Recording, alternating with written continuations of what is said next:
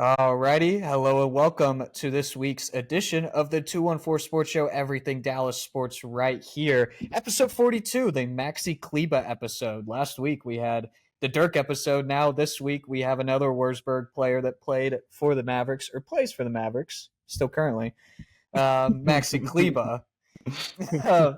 But anyways, how y'all doing? Joseph Duffy, Courtney Machani joining me, TJ Krulwitz, for this week's episode, as always. So how y'all doing today? Doing all right. Just chilling, working really hard at my job.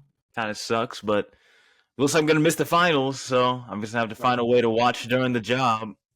And You just gotta sneak it, man. Take those bathroom breaks. Hey, once it gets a little bit late, you can find a little bit of a way to wiggle around and watch. But I'm glad to be on with you guys once again in the summer. Yes, sir. Yep. I just did my first shift, my first orientation shift for Sprouts Farmers Market. Whoa! What? I thought we were somewhere else. Clap it up for the man, That Courtney. boy ended up at the farmer's market. Sprouts Farmers Market, man. Deli clerk. Wow. Hey, man, just had to find a way. When there's a will, there's a way. Wow. So just doing my thing. Unfortunately, I'll also be in Austin later this week. So, I'm just going on a world tour. My birthday is in 4 days, man. Happy early birthday. Happy early birthday. Happy birthday. It's gonna be a pretty good week, man. It's gonna be a pretty good week, man. We'll make sure to give you a birthday shout out on the account too. We'll give a little birthday shout out for sure. Yes, sir. I actually did start. I started my first day at orientation today too. I am beat, but I am excited to talk some Dallas sports today. Let's go. Hard-working men at 214 Sports Show Industry, man. We are very hardworking men, for sure. Yep, we all got side hustles. This is the main hustle, though, right? This is the main hustle. For sure. Of course. All right, so I'm going to start off this week's episode, as I always do, on today's date in Dallas sports history. This one's a recent one. Look, it's June now. We're not going to get a lot of Mavs and Stars now. The Mavs and Stars, when they made it to the Stanley Cup Finals and NBA Finals, they did not play on June 6th. So it is the Rangers, and I'm going with the World Series season last year. I know it's kind of unoriginal, but the Rangers defeated the St. Louis Cardinals on January 6th, or not January, June 6th. Sorry, June 6th, 2023, by a final score 6-4. To win their fifth straight. They raised their record to 40-20. Nathaniel Lowe hit his seventh homer on the season, and Adolis also got a home run. He had 15, the season leader for the Rangers last year in home runs. And Dane Dunning, he got his fifth win, was at 2.52 ERA at the end of this season. At the end of this game, wish that was some nasty early season games by Dane Dunning last year. And Will Smith, I was wondering if you ever wanted to hear that name again, Joe. Got his 11th save that game. Oh boy. I can't even do it, man. I'm sorry. We got to move. We got to move on. But always good to be St. Louis teams. I mean, I don't. Sure. I'm not a big fan of the St. Louis teams, the Cardinals and the Blues.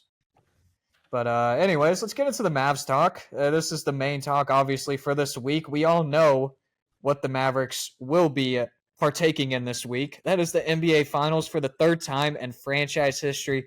First time since 2011. It will be the first appearance for our Dallas savior, Luka Doncic, looking to bring us another ring to the DFW Metroplex. And so before we kind of get started on the series with the Celtics, did we finish the end of the Minnesota series, right, last week? We finished it, right? Was it? I don't think or we did we? It was after Game 4. It was after Game 4. It was after they stayed alive.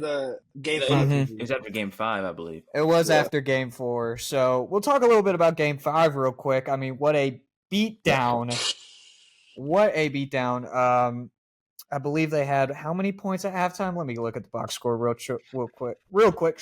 Okay. It felt like 69. Yeah, outscored them 69-40 in the first half. It did feel like Mavs and Suns in that first half. Luka and Kyrie both had 36 points each. Luka added 10 rebounds to that. And also, a couple good stats right here. Daniel Gafford, plus 26 on the plus-minus, led the team. Derek Lively, another great player. 16 for 16 in that series, 3 for 3 in this game. Had 9 points, 8 rebounds, 3 assists, 3 blocks as well in only 25 minutes. This guy's 20. He's 20. Pretty crazy. Ridiculous. But what are your thoughts about Game 5? I mean, I don't know what to say other than man, Minnesota went out sad. $750,000 fine. Well worth it, I guess. We were all talking about this team tanking at the end of the season last year. And, Mark Cuban was a little bit sly. Of course, Jason Kidd was a little bit sly with it at the end of the season, kind of, evading those tanking questions. But look, it's well worth it now. I mean, you can say you're grateful for it now because it's the reason why we got Derek Lively. And having that 16 for 16 from the field, 20 years old, not even phased, going against someone like Rudy Gobert, who's been in the league for going on a decade now, I believe. He held his own the entire series. And I'll say this about Luka Doncic. When he is on, he is on. Not talking about, when he's slashing from the low post or when he's, hitting his nice little fadeaways from mid-range. When he is hitting it from the logo, from deep way downtown, from early in the game, it might just be over pretty much every time. That's what he was doing, yeah. I mean, so when you see games like that, it reminds me a lot of Suns Mavs Game 7 and 22. Just immediately, taking the soul almost of the team. Not like even giving them a chance. Not even any false hope in any quarter. Like, here I am. I'm going to take everything you have on your court, and I'm going to give you a chance. It just felt a lot like that game a few years ago. So when I see this Luka team, Luka and Kyrie squad, they just played so well, so cohesive. This is the game you want to have heading into an NBA Finals against a stout Boston Celtics team. Yeah, I agree. I think the Mavs sucked the soul of the Timberwolves with that game right there. You talk about souls. I just want to go with the soul analogy, man. I might have gone too far with that, but it's all right. I mean, they kind of, They took the air out of that arena. I mean, like you said, Luka was hitting logo threes in the first quarter as soon as the game started off the bat. I think he started the game with like six straight or something like that. It was 8 points, something like that. I mean, we all knew what type of game that was. On the Timberwolves side, I mean, it's pretty obvious that they quit. I mean, pretty much when they won Game 4, all they were talking about especially was like, "Well, I've never been swept in my career. I ain't want to get swept today." Like, it's pretty obvious that's all they cared about. And after that, they just go ahead. They phoned it in. So, I mean, it's not really much to say about this victory. I mean, we knew it was going to happen. It was just scary because, you just don't want it to be your team. Everyone did amazing. I think, actually, one thing I did like about this game, which I can say, is Kyrie had bad performance in Game 4. He stepped up Game 5, especially in the first half. Usually we see Kyrie being a second half type player. Usually Luka does everything in the first. Luka had 20 first quarter points. Kyrie also had, I don't remember, I think it was like 15-ish second quarter points, which you don't usually see him do. So they definitely stepped up the whole game instead of just Kyrie just doing things in the third, fourth quarter. I wish he can continue that, especially with the momentum he has going to the series and the history behind this series for him. So I'm excited. Yeah, it's going to be interesting. I mean, Boston, not a very good place for Kyrie to go at this point of his career for games, especially an NBA Finals game. Hopefully that emotion doesn't overtake him in this game. I know he's grown a lot as a person. That's what he said in these last few years, and I hope that shows on the court against Boston in these series because it's going to be rough for him. It's going to be rough. It's going to be very toxic. But yeah, I mean, look, Luka is just so good, man. It's crazy, dude. That first quarter was phenomenal. I know y'all already talked about it, so I won't talk about it. But I mean, I want to say real quick, this is what the series was gonna. Eventually, the Mavs were gonna win a series or win a game in this series. And it's glad to see that the Mavs shut up all of those people that are like, oh, you don't want the Wolves to win one. You don't want them to win one. They might take the whole series now. It's good to see us shut those people up very quickly in Game 5. Because, again, I think that a lot of people were giving the Wolves just these crazy chances to come back in the series when it just wasn't there. It wasn't there. A lot of people don't understand how good this Mavericks squad has been post-trade deadline. They're 26-6 or 27-6 with Jason Kidd now in the same lineups that they've been using in these playoffs. and they haven't lost 2 straight since March 5th, March 5th, March 7th, something like that. Me and Courtney talked about that last week. Yeah. So, I mean, it's pretty crazy. Heading into the Boston series, just real quick. Let me show y'all something. Let me show y'all like a vintage. Oh, wait. That was like a little Matrix Wait, right there. Wait a minute. Wait. Oh. Hold on. Let me adjust real quick. You know, this might give me a lot of dislikes, but you know, I got a specific jersey on. Man, this is crazy. This is so. But got a little Porzingis jersey. Wait a minute. Y'all can't even see it. Whoa. What are we doing? You No, see we can see it. No, We can Courtney, see you it. don't say anything, Courtney. You don't say anything. You wore a. You were Brett Favre. You turned your mic off. Cuss button. I got the sensor, man.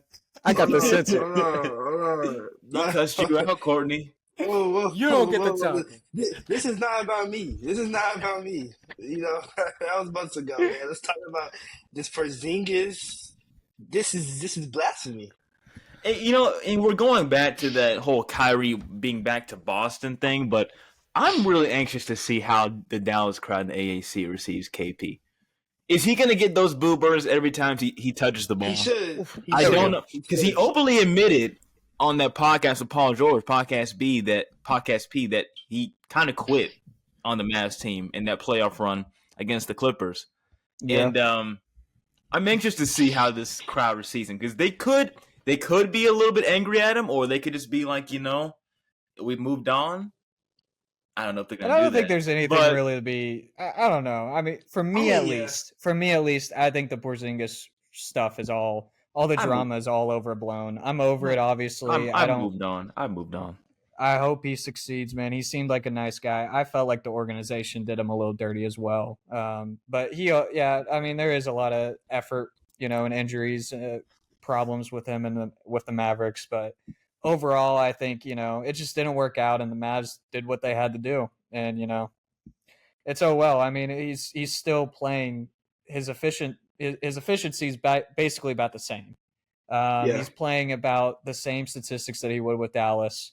And I mean, obviously he's a 4th option on Boston, which makes it a lot easier for him. So, I mean, it's helping him succeed a little bit. His injuries are still happening. We'll see if he lasts the whole finals. I will say that. But I mean, looking into the Celtics series real quick, obviously the only 2 teams remaining, Boston won 64 wins this season. Also won 64 wins in a season, the Phoenix Suns in 2022. TJ. I might just cook here. Don't do it. But I do want to get y'all's reactions to the series. I want to get y'all's predictions real quick. Give me your predictions. It's okay if you say Celtics. I'm not going to judge you. But I do want to hear what y'all got. I've been bought in from day one since that Clippers series. I told people, I said, if they beat the Clippers in this round 1 handily, they're making it to the Western Conference Finals. I didn't make a finals prediction at the time. But I also said that they were going to handle the Thunder once that series came around. I also said they were going to handle the Wolves. I'd rather have the Wolves than the Nuggets because we don't do well against Nikola Jokic. But against this Celtics squad, I just don't see that killer mentality that makes me want to fear them. I don't see that that kind of competitive fervor that makes me say man, we got to watch out for these guys. Even though they're a phenomenal team, obviously they finished number 1 with the record in the NBA, but for that reason, I think it's any man's ball game. I know that we have far fewer wins than they do, but we are the hottest team right now left in the playoffs right now. I think, in my opinion, we had the most impressive win so far of the playoffs, going against the number 1 defense and dismantling them in their house. And the Pacers, they had a good run, but they blew a lot of chances right there in that Eastern Conference Finals against the Celtics. And a veteran Celtics team took advantage of that. And so with that in mind, I really think that it's going to be a very close series. I think it's going at least 6 games. I'm going to put Mavericks in 7. I think that they can eventually get it done on Boston's home floor because this Mavs team knows how to win on the road. Not saying that Boston can't win also on the road and that they can't win their home arena either, but this Mavs team knows how, take the air of an arena like we just saw against Minnesota, but they're not phased by clutch moments, like say the Pacers were in the Eastern Conference Finals. And so when you have guys like Luke and Kyrie who have just spearheaded this amazing Mavericks backcourt and have been amazing the past 3 minutes in each clutch time game, I think they're not going to be phased at all by that Boston crowd. No matter what they try to say towards Kyrie, I think this team can eventually get it done on Boston's home floor in Game 7. What you got, Courtney? What a take, man. I mean, like I said, coming into the season in general, I mean, I had Boston win the championship. I mean, when they made the trades, they got Drew, they got Kristaps. By the way, talking about KP for a second, the Mavs, like you said, they hold him. They sent him to Washington. That's how they didn't know how they thought about him. So I'm glad he's flourishing at least Good point. somewhere. But yeah, they got KP, they got Drew. They re-signed Derek White. I mean, they made these pieces, and I mean, it was pretty much primed. Like, okay, Boston's gonna win championship this year. I said, like, no matter what happens in the playoffs, I'm pretty sure I see Boston, and it happened. They're in the finals. What I did see is this Mavericks team doing what they did this year. I mean, Joe, you said they're the hardest team in the playoffs. I mean, I feel like since like mid like spring, they've been the hardest team in basketball. I mean, this team has been on a wild streak. They've been hot. Luka showed, how we feel about Luka's MVP run. And I think that they're finally facing the perfect. I think this is like the epitome of what a finals matchup should be. I think both of these teams are facing something that they haven't faced before. I think the Celtics are facing, in my personal opinion, A healthy strong Oh healthy, no! well-rounded roster to where they don't have to just go and face Heat with no Jimmy Butler. Aaron I don't even Nemhard. yeah, I don't even remember the team they faced. And say, the Cavs. The Donovan Cavs Mitchell with no quit on Donovan them. Mitchell, Jared no Allen didn't play. Jared Allen. Max Strus is their number one player It's now. like, come on, man. So fake. And then I guess in another way, like the Mavs are facing a team. I feel like the deepest team that they faced this whole playoff run, in my opinion. I mean, the thing that scares me the most is the 3-point attack, because Celtics are really good at the 3-point attack, and the Mavs have been really bad at 3-point attack. So when it's ever flowing. So it's like on a game of runs, that scares me a little bit. It's going to be a defensive game for sure. I don't think that the Celtics have anyone to guard Luka. If they put JB on Luka, I feel like that hurts them in the long run because JB is going to be expending too much energy. And my personal prediction here is that JT is once again going to choke in the finals, and he's going to have another 2022 finals choke, and he's going to do terrible. That's my personal opinion. I think he needs JB more than we realize. But like Joe said, I see this being a game 7. I think that the Mavs are too good away. They haven't, I guess, had the equivalent of the Garden yet. But those Minnesota fans were rocking. That's their first finals, Western Conference Finals in 20 plus years. Like, they're rocking. Mm-hmm. So I think that they face the worst of the worst now. I think that Oklahoma this is not City. easy. Yeah, OKC, obviously, like that young team. OKC has always had a good playoff atmosphere. Clippers, you don't care about the Clippers. But I think that this is going to be a matchup and it's also, my favorite thing about it is this whole year we've been complaining about that the Mavs need more mainstream attention. We finally got it.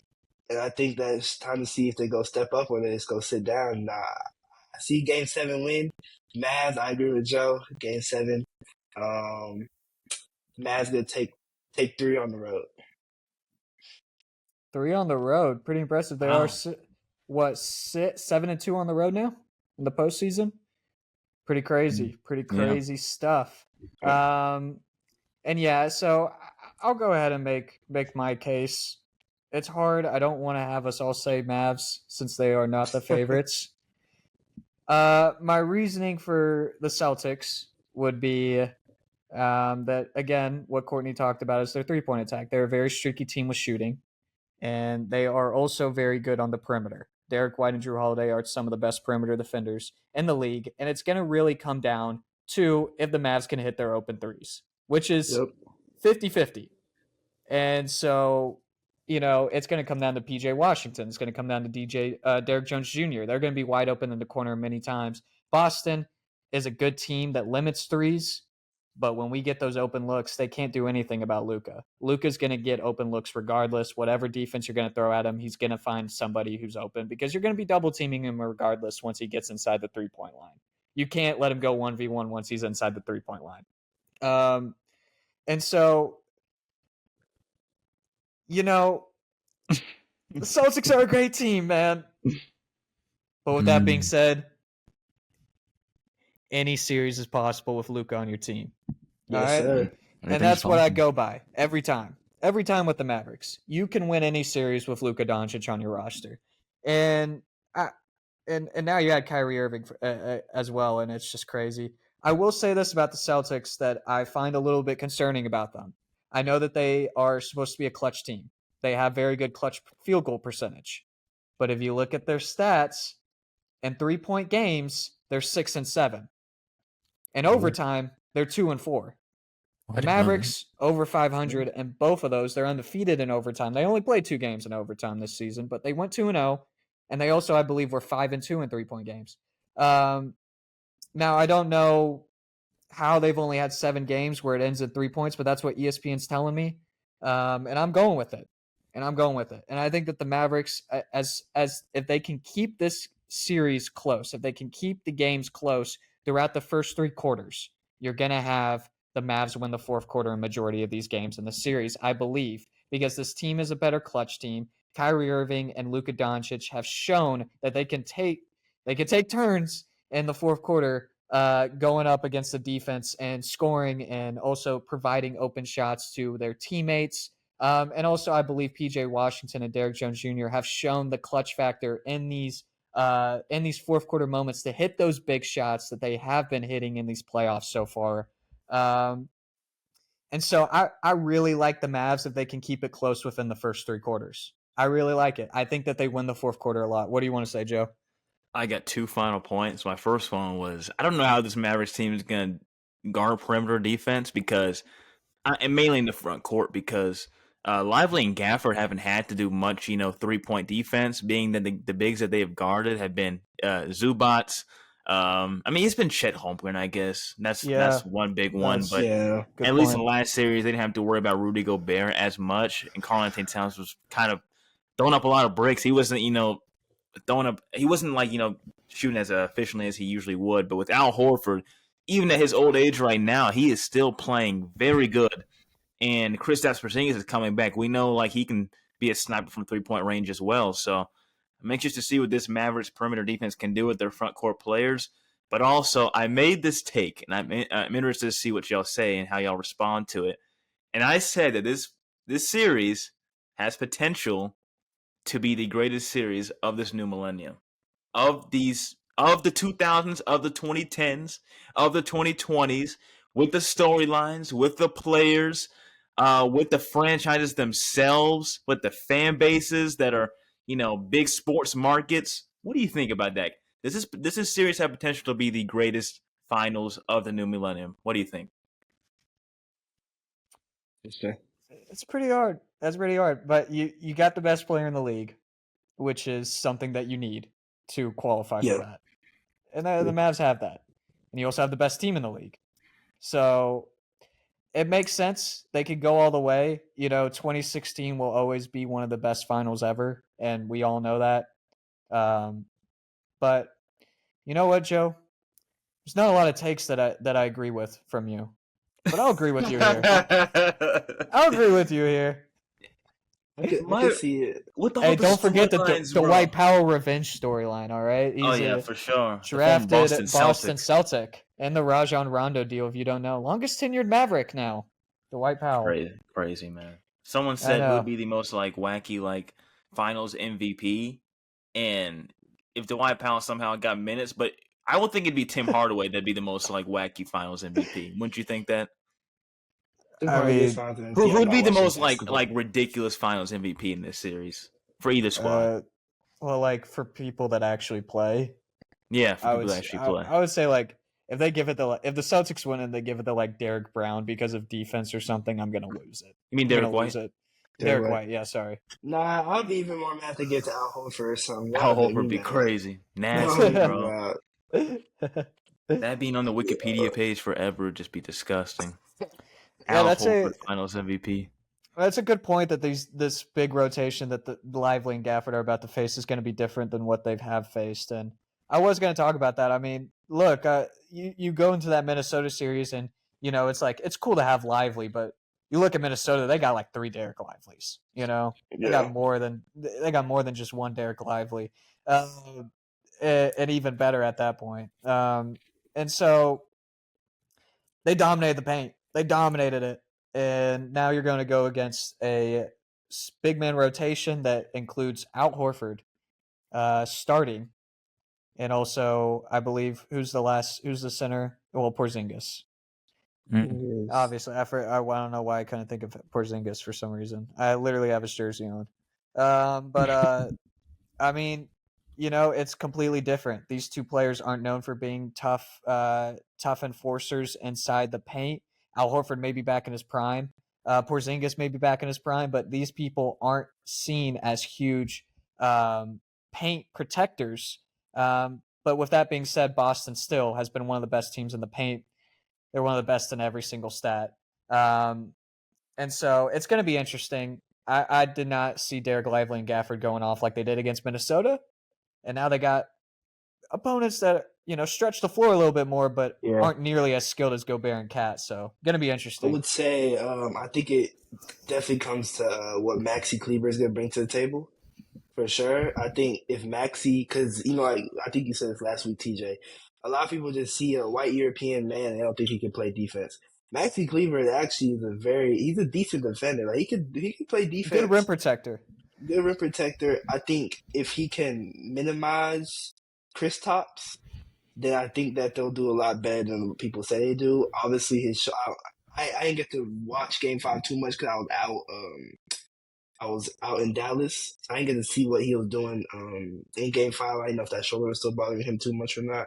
But I hope that, because like you said, they're not going to get too physical. So maybe his body won't get put to too much punishment.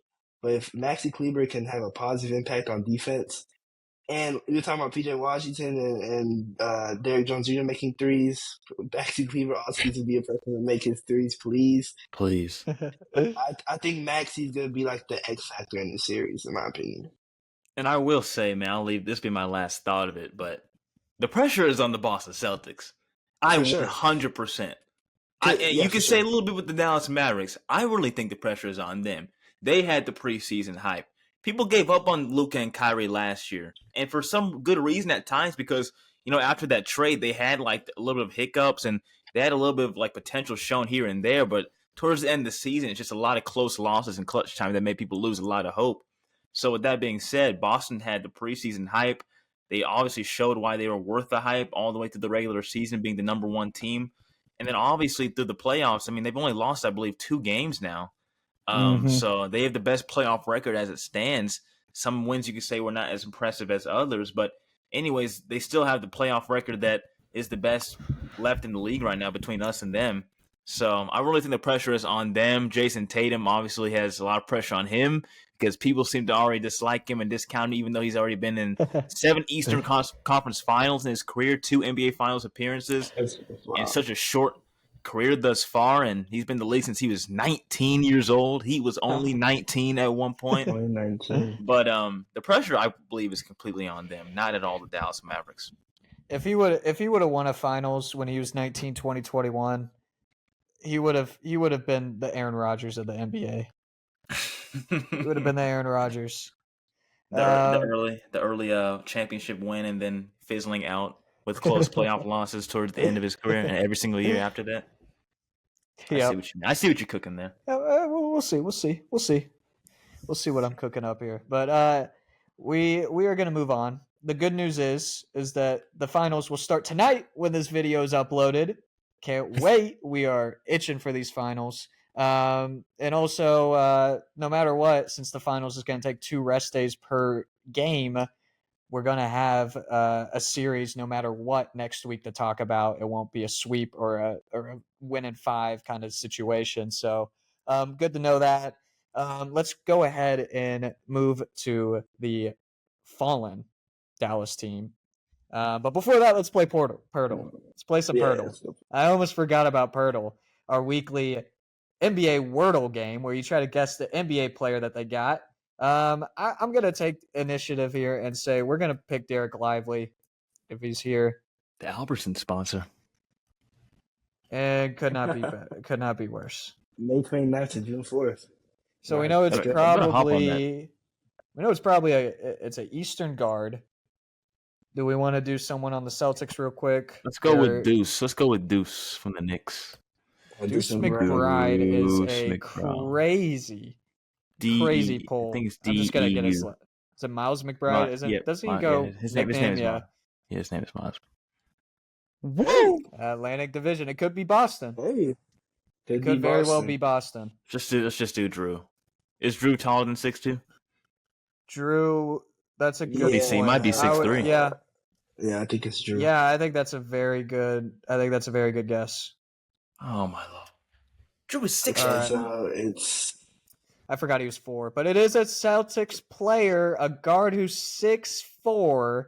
So this could either be Peyton Pritchard. This could possibly be Derek White. I think he's taller than 6'4". Yeah, he's 6'7". Peyton Pritchard's going to be shorter than 6'4". I'm stupid. Yeah. Man, I always blank on rosters when it comes to Pirtle. I don't know what it is. Guard who is 6'4". That's like their whole rotation at this point. They have a very tall rotation. They have a pretty tall rotation. Holding the Eastern Conference Championship. I ain't know. Sorry, y'all. Wait. That is not right. Derek White is not 6'4". I didn't think he was 6'4" either. That is no. I swear I just looked this up a few days ago. That's a very beautiful face right there. Yeah, they're doing the NBA. The NBA says he's 6'4" on the website. I thought he was like 6'6". Joe Duffy spreading misinformation. Oh my goodness! I could have sworn. He was measured at the combine at 6'4.5" in shoes. Oh my lord! I didn't know he was that small. Honestly, I thought he was 6'6". We're gonna move on to the fallen team in Dallas sports, Dallas Stars, real quick. I do want to talk about them. They lost in 6 to the Edmonton Oilers, losing the last 3 games of the series, losing 2-1 in the final game in Edmonton. It will be Edmonton and Florida going into the Stanley Cup Finals this year. Florida goes in for a second year in a row. Edmonton hasn't been in since a long time. That's all I know. 1990s, I believe. Who knows? I could be wrong. Don't want to spread misinformation. But Joe. There's a lot to discuss about the Stars in this little time that we have. And so I'm gonna go across the main points. I do wish that Ottinger had a better series. Losing that game 6 when we outshot them by 30 shots. They only had 10 shots on net the entire game for game 6, playing fully defensive after that first period. You hate to see them only score 1 goal against a goalie that was struggling last series, that was getting benched last series, hasn't been known as a top goalie throughout his career, and losing to him when the Oilers were inviting us into their blue zone almost that entire game. I've seen the Stars play with a lot of effort before. That was an extreme amount of effort in that last game to try to get that final goal. Just couldn't get it past Skinner. But goalies get hot in the playoffs when they shouldn't. This is something that happened with Hudobin in 2020. It just happens sometimes. Grubauer with the Seattle Kraken last year had an amazing series for the Kraken against the Stars and the Avalanche when he was a shitty goalie, man. This is something my dad said, and I completely agree with it. We were not going to win this series with only scoring 2 goals in a game, and that's what we're averaging against Edmonton. Their offense is too good. Their special teams, oh my gosh, I don't even want to talk about special teams, but we will real quick just to rerun the stats. The Stars had 14 power play goals, 14 power play goals, 14 power play chances against Edmonton, did not score once on the power play. 0 for 14. The Oilers are on a historic penalty kill run, which is crazy. They're not really known as a defensive team, but that penalty kill has been insane. And also not to mention their penalty kill really struggled. They really struggled with special teams this series. The 2 goals that Edmonton had this in Game 6 to beat us were on the power play. And so we were taking dumb penalties. Ryan Suter took a couple dumb penalties that led to a couple McDavid goals this series. Chris Tanev had an unfortunate, stupid penalty that I won't hold against him because he truly held this defense together for a little bit during this postseason. But he had a stupid penalty that led to a power play goal.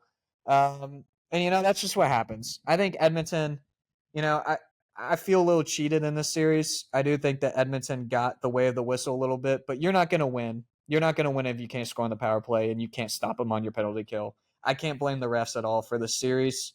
Dallas lost it themselves. And Jake Ottinger had another stinker series. It's unfortunate. A lot of people like to call him a playoff performer.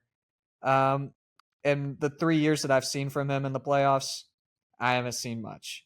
And I will say that Game 7s, he has outperformed in Game 7s phenomenally.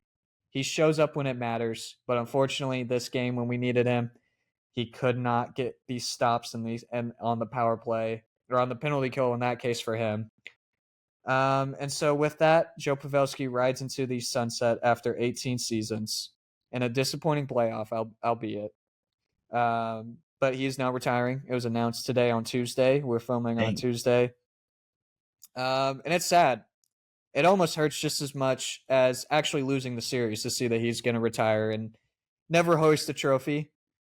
He's been one of the best American-born players ever to play in NHL. Played over 1,500 games, had over 500 goals, had over 1,200 points in his career. 4 NHL All-Star appearances, Olympic silver medalist with Team USA. 6th in all-time in goals and points by an American-born player. 2 Stanley Cup Finals appearance, just never getting that trophy. It hurts. It hurts to see him. Hurts to see him not get it. He played majority of his career in San Jose. He's going to be forever known as a Shark. But his 5 years in Dallas were amazing. His leadership, everything. He even, I don't know if y'all know this, he even provided a place for Wyatt Johnston to live. He lived with Wyatt Johnston as when he was 19 and 20 years old going into Dallas, not having a place to stay. Joe Pavelski offered his house and also offered Logan Stankoven his house. He's moving back to Wisconsin. Wow. And Stankoven and Johnston are going to have to actually find houses now in Dallas. But just his leadership, the way he carried himself, his professionalism, his effort. I mean, you're just gonna miss that, and it really sucks. Again, I can't say how much it actually hurts me to see this guy retire without a cup, and know that we could have done it for him, and we failed him. Albeit again, 1 goal in the playoffs, underperformed like crazy. But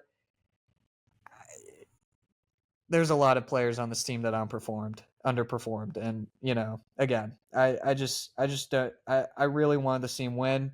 I think this is the right choice for him. However, it hurts to say, but it is the right choice for him. Maybe we could do something like Vegas and put him on the LTIR for all season and then just be like, oh, he's perfectly healthy for the playoffs. I don't know how. It's a miracle. But I don't know. What a great career by him. I hope that he finds peace in retirement and not having to take big hits every single other night. Good for him for that, at least.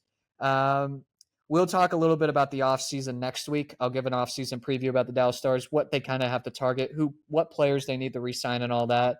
I wish it was a little later in June, but unfortunately going to have to do it next week.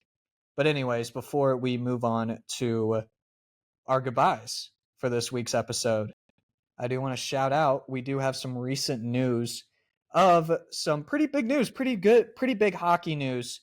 The IHF, the International Hockey Federation, I believe, I'm sorry, is hosting the Under-18 Men's World Championship in Frisco and Allen, Texas next year at Comerica Center and also the arena in Allen, Texas.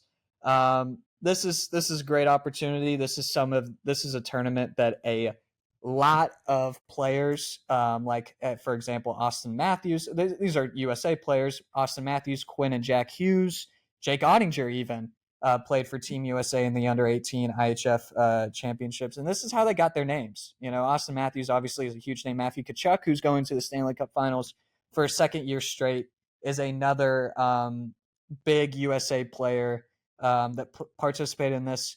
A Canadian player, Wyatt Johnston, was a player that got his name in this series and was signed by the Stars pretty quickly afterwards, or for the training camp. So I mean, it's a very, very good opportunity. I want to say real quick, we do have a very big up and coming player from the DFW Metroplex that I do want to circle for this potentially he might be able to play in this for Team USA. His name's JP Holbert. He is a Allen native right now. He is 16 years old. He was born in 2008, which is so crazy. I can't believe people were born in like 2008, but he is 16 from Allen, Texas. And this guy has been a baller on his teams. He helped Team USA win a gold medal in the U16 a couple years back against South Korea. I can't believe South Korea is a crazy name drop. I'm not going to lie. Wow. Yeah, but they did do that. And wait 1 second. Sorry.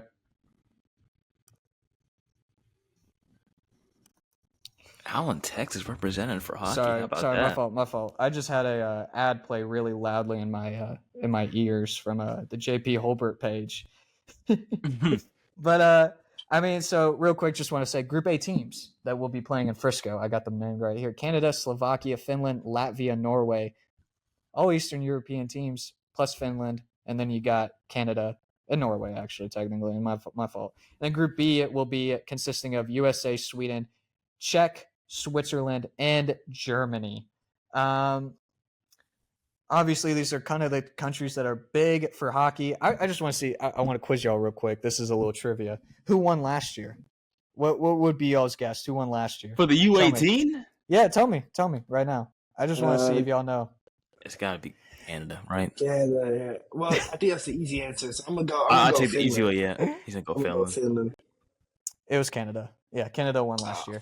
But the USA got third. They got third mostly because of James Hagen's Team USA, who won't be playing. But by the way, just want to give a quick shout out to this guy. He actually broke Nikita Kucherov's record for this tournament for most points in a single tournament. He scored 22 total points, including 9 goals and 13 assists. By the way, Nikita Kucherov was a Hart Trophy finalist this year, aka MVP for the NHL. And I also want to say real quick, man, USA, you think we're not hockey, all right? You think we're not as big about hockey as Canada? Well, we aren't. But I will say, US has had some success in this tournament recently. They've been medaled in 18 of the last 19 tournaments.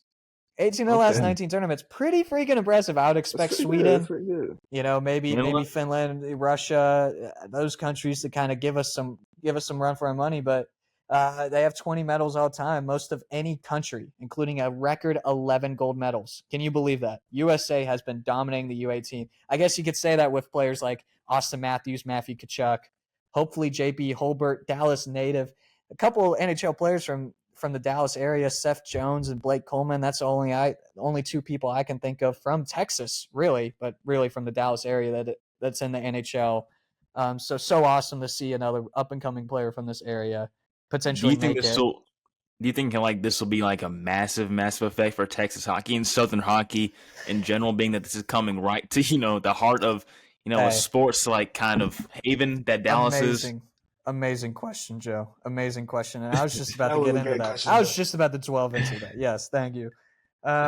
Look, I mean, I think this has been a tournament that's been hosted since 1999. And they've only had it in the U.S. 4 times.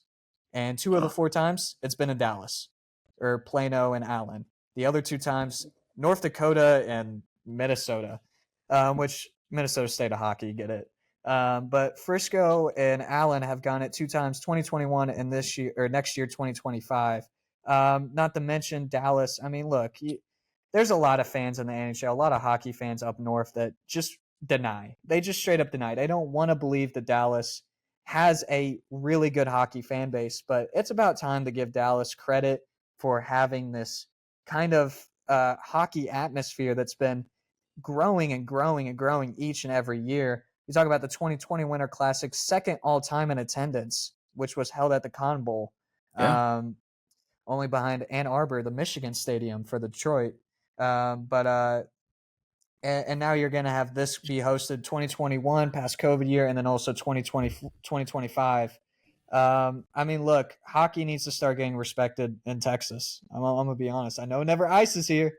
It ices once every year or something like that. But I mean, you got a city that's really up and coming for hockey, and I think it's exciting. I think it's a great time for Dallas hockey and Texas hockey to rise up. And so, yeah, that's what I got to say about that. Anything else do y'all want to say about the Stars or the U18 IHF tournament? Well, it's definitely the most, consistent Southern presence for hockey. I mean, I know Atlanta tried to have one way back when with the Thrashers, and that eventually fizzled out. And and I know Arizona. I'm not going to call Arizona the South, but at least the Southern. If we're counting like places now towards the southern part of the United States, that kind of has fizzled out now, moving to Utah, the Coyotes. So Texas, I mean, it's a great place for a sport that we're obviously not accustomed to with hockey, but with the success of Mike Modano and Dallas Stars in the past, with Brett Hull and how they've succeeded in the past, and how we still have some consistent playoff seasons, there's potential to grow some more passionate hockey fans down here. And I like that they're bringing the U18 tournament down here in Dallas and Allen, because you can build more of a more passionate fan base that way. You got to start very low. Yeah, absolutely. I agree. Mike, I'm not gonna catch you some games. I could on some hockey on the ice. Try to do a Canadian accent. That was a bad Canadian accent. That was very bad. That was very bad, Joe. I'm not gonna do that again. Not gonna do it again. They just get chugging into their own zone. Yeah, shoot the puck. It just goes right top net on the net. I can't do it too well either. That sound like a New York Pittsburgh hybrid, or I don't know what that was. I don't know what. New York Italian. I'm sticking to my southern accent because you know what? Hockey, wagwan, maple syrup. What is this? Yeah, what are you doing, man? What is he? What was that? That's Canada, bro. That's Canada. They say, what they say? You betcha. That is exactly what you sounded like, Courtney. I'm not gonna lie. Hockey, eh? We're nice people in Canada. Yeah, and you know, they always say the root for the team that beat you in the playoffs because you want to be the second best team or whatever. I'm gonna tell you, I don't care. I don't care. You will catch me dead in the street before you catch me rooting for a Canadian team over an American team, all right? And let it be a Southern team, a fellow Southern team, the Florida Panthers. I know Florida's not technically counted as really the South, but it is in the southern part of the United States. And you know what? Go Florida Panthers, man. I'm telling you right now. Go Florida Panthers. I hope they beat Edmonton, but if they don't, well, the Stars lost to the Stanley Cup champions. Can't be mad. So anyways, that's going to be the end of this episode. It's been a pretty long episode this week. Obviously, we had to talk a lot about the finals and stuff. So I got to go catch me some dinner. But before we do, let's go ahead and drop some socials real quick. Courtney and Joe, y'all start us off, whoever. Yeah, you can follow me on Instagram and Twitter at Joseph_Duffy99. Again, Instagram and Twitter. I usually use Twitter primarily. Let people know my thoughts every now and then at Joseph_Duffy99. And if you want to follow the TikTok, which is kind of on the rise, I've been posting a little bit more at Joe_Duffy, JOE_DUFFEY.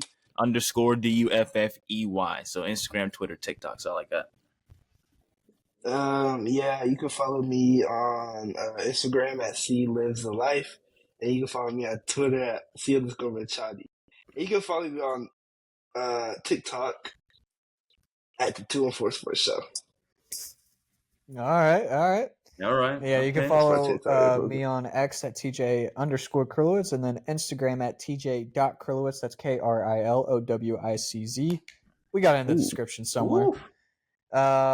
And also, don't forget to follow the 214 Sports Show on the social medias as well, at 214 Sports Show for X, for Instagram, for TikTok, and that's about it.